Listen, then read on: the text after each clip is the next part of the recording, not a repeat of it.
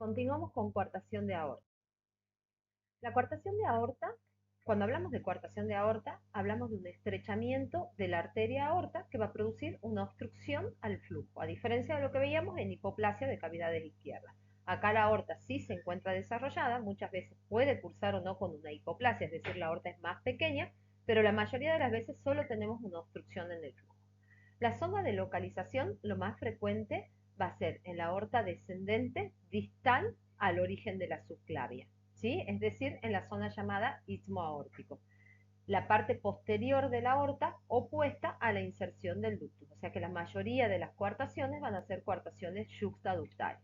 Puede pasar que muchas veces estas coartaciones sean un poco distales, es decir, más hacia la aorta descendente, pero lo más frecuente es que tengamos en esta zona. Entonces, ¿qué pasa?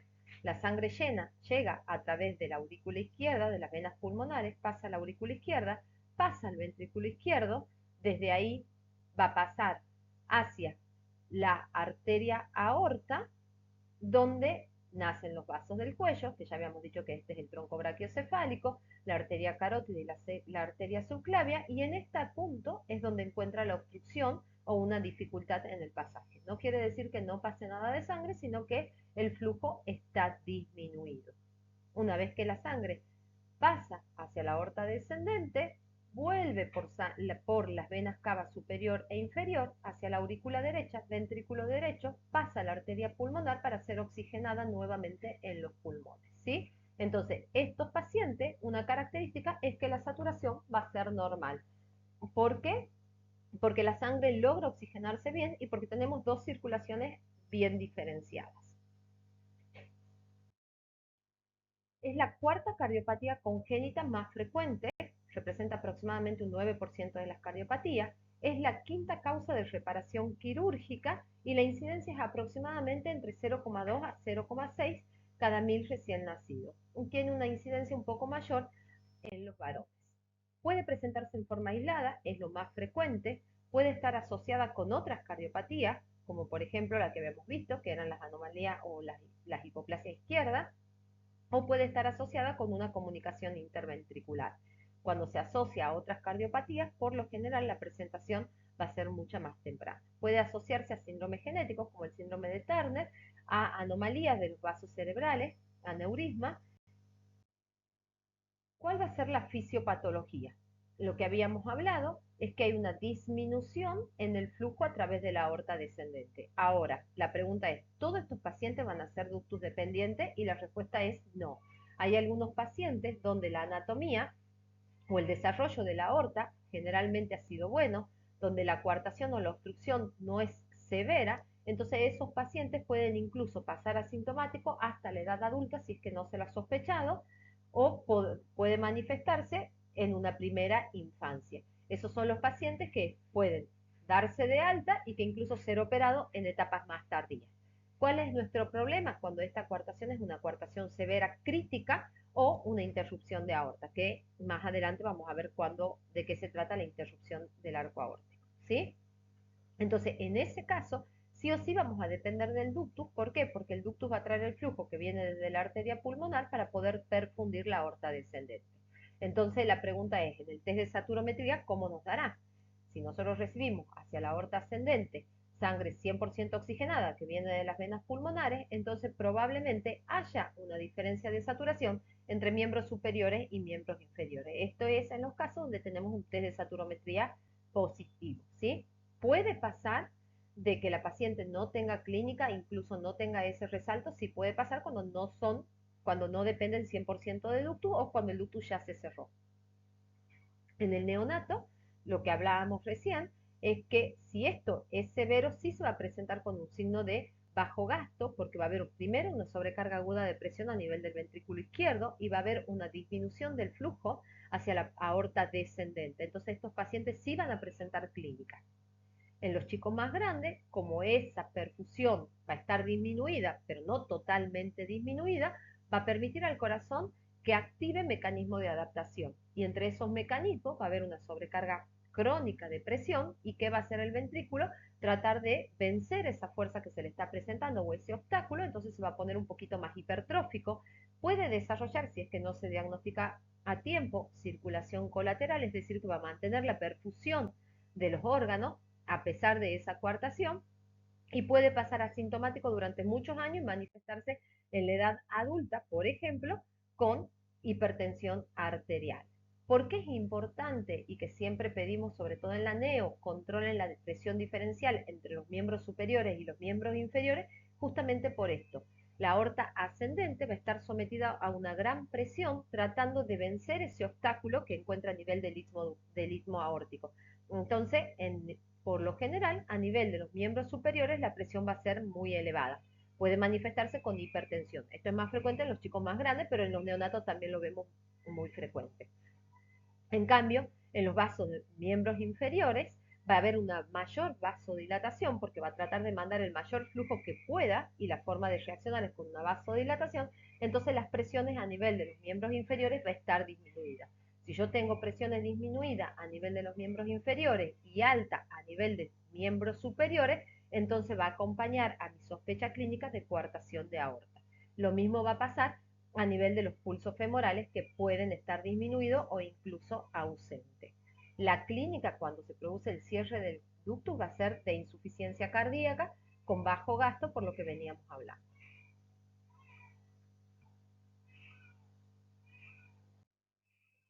La forma de diagnóstico es el ecocardiograma. El ecocardiograma es el método gold estándar para poder realizar el diagnóstico o la sospecha clínica. Pero la realidad es que muchas veces es difícil definirlo con un ecocardiograma, sobre todo en aquellos arcos que son borderline o en aquellos arcos donde sospechamos de una interrupción del arco aórtico y que no lo podemos definir por eco. Entonces, en ese caso recurrimos a métodos de mayor complejidad como la angio-TAC o la angioresonancia. No son esenciales para el diagnóstico, pero muchas veces sí nos ayuda a definir una conducta quirúrgica en esos pacientes que son border. El cateterismo por lo general no se utiliza para el diagnóstico de coartación de aorta, pero sí puede realizarse en forma de tratamientos, en forma terapéutica en los niños más grandes. La radiografía, por lo general, puede haber una ligera cardiomegalia, eso sobre todo en los chicos más grandes, cuando tenemos ya una hipertrofia acentuada del ventrículo izquierdo, lo mismo que las manifestaciones en el electrocardiograma. Esta es un ecocardiograma donde nosotros vemos la zona de coartación de aorta, donde muchas veces puede ser leve, y esto que vemos acá no se ve tan lindo, sino que se ve solamente como una disminución del diámetro, pero en algún momento es severa y no observamos casi el flujo, y sí o sí dependemos del ductus para mantener la perfusión hacia la aorta descendente. La perfusión de la aorta ascendente va a estar provista por el ventrículo izquierdo, que sí va a recibir sangre normalmente desde la aurícula izquierda, y nos va a asegurar el flujo hacia la aorta ascendente. Esta es una imagen donde se ve una paciente con una coartación de aorta severa. Si miran acá, sí se ve ese flujo o esa zona de estenosis mucho más marcada. El tratamiento, siempre que el paciente presente clínica de coartación, es decir, que el paciente sufra de bajo gasto, que sufra de shock, entonces en ese caso sí va a estar indicada la prostaglandina, puede requerir inotrópico, puede requerir respirador, corrección del medio interno, y en estos casos la cirugía va a ser electiva, ¿sí? Pero la pregunta es, ¿todos los pacientes van a necesitar tratamiento en la NEO? Y la respuesta es no. Algunos con coartación de aorta leve no necesariamente van a necesitar operarse antes del regreso hospitalario, sino que si el paciente está estable, hablamos de una coartación que es moderada o que es leve, podemos darle de alta y hacer un tratamiento ambulatorio. Siempre va a depender de la clínica del paciente. ¿Cuál es el pronóstico? El pronóstico, por lo general, de la coartación de aorta aislada va a ser baja, la mortalidad global va a ser aproximadamente un 10% y eso va a estar asociado, presente sobre todo cuando tenemos lesiones asociadas. El 10% pueden tener algún grado de insuficiencia cardíaca que puede ser un poco más leve y sobrevivir sin ningún tratamiento hasta la edad adulta, y eso se da porque desarrollan colaterales que le permite llevar el flujo de sangre hacia los órganos que lo necesitan. La mortalidad quirúrgica va a ser baja, por lo general menor a un 2%, y la supervivencia a largo plazo, o sea 5 o 10 años, va a ser superior al 90%. Sí es verdad que pueden llegar a necesitar tratamientos, nuevas reintervenciones, sobre todo en aquellos que tienen lesiones asociadas o lo que se operan en etapa neonatal, porque son los que estamos hablando que realmente lo necesitaban, que eran coartación de aorta crítica. Entonces pueden tener una recoartación, incluso en periodos inmediatos, que necesitan nuevamente una intervención. Cuanto los chicos más grandes se operan, pueden tener una hipertensión arterial residual o aneurisma de la zona intervenida, que por lo general lo vemos en chicos más grandes. Pero en los más pequeños sí a tener en cuenta que puede haber una recoartación en etapas tempranas. Cuando hablamos de interrupción del arco aórtico, tenemos diferentes tipos. Acá lo que observamos es directamente una discontinuidad entre la aorta ascendente y la aorta descendente. Según el sitio donde se localice esa interrupción, en la clínica es la forma de clasificarlo. Y a diferencia de lo que ocurre de la coartación de aorta severa o moderada o leve, estos pacientes sí o sí, para una buena perfusión de la aorta descendente, van a necesitar utilizar el ductus. ¿Por qué? Porque fíjense que acá nosotros sí tenemos una buena perfusión de la aorta ascendente. Al haber una interrupción, o sea, una discontinuidad, sí o sí vamos a necesitar del ductus presente. Entonces, estos pacientes, que muchas veces es muy difícil diferenciarlo de una coartación de aorta crítica, van a necesitar del ductus permeable. No se pueden ir a su casa sin cirugía. ¿Cuáles van a ser las asociaciones? Por lo general pueden estar asociadas a una CIB grande, puede estar asociada a estenosis subvalvulares aórtica y puede estar asociada con otras cardiopatías que van a ser mucho más severas y donde la clínica va a depender mucho de esa cardiopatía que esté asociada. La incidencia por suerte es baja, no va a presentar predominios por sexo, pero sí, como venimos hablando, siempre que existe una cardiopatía hay que sospechar de síndromes genéticos asociados. Acá principalmente la interrupción de aorta tipo B es la que está asociada con una microdeleción del cromosoma 22q11 o síndrome de DiGeorge. La clínica, por lo general, los signos van a ser durante la primera semana de vida, con signos de insuficiencia cardíaca, van a presentar cianosis, sobre todo a nivel de los miembros inferiores, por esta mezcla de sangre que están presentando. La CIB puede llegar a ser grande y eso acompañará aún más los signos de insuficiencia cardíaca, y el test de saturometría sí va a ser positivo por esa diferencia de saturación. El diagnóstico, siempre el ecocardiograma. Cuando existe en duda podemos pedir una angiotac, sobre todo para el momento del tratamiento.